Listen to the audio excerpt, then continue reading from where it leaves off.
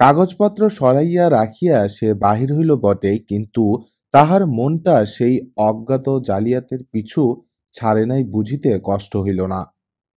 লেকের ধারে বেড়াইতে বেড়াইতে হঠাৎ একজন বহু পুরাতন কলেজের বন্ধুর সঙ্গে দেখা হইয়া গেল। অনেকদিন তাহাকে দেখি নাই। আইএ ক্লাসে দুজনে একসঙ্গে পড়িয়াছিলাম। তারপর সে মেডিকেল কলেজে প্রবেশ করে। সেই অবধি ছাড়াছাড়ি। আমি তাহাকে দেখিয়া বলিলাম, আরে মোহন যে, তুমি কোত্থেকে? সে আমাকে দেখিয়া সহর্ষে বলিল, অজিত, তাই তো হে, কতদিন পরে দেখা। তারপর খবর কি? কিছুক্ষণ পরস্পরের পিঠ চাপড়াচাপড়ির পর ব্যোমকেশের সহিত পরিচয় করিয়া দিলাম। মোহন বলিল, আপনি? বড় খুশি হলুম।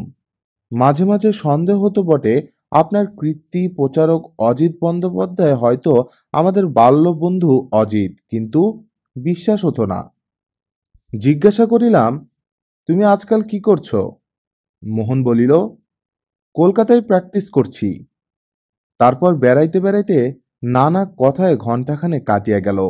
লক্ষ্য করিলাম, সাধারণ কথাবার্তার মধ্যে মোহন দু একবার কি একটা বলিবার জন্য মুখ খুলিয়া আবার থামিয়া গেল।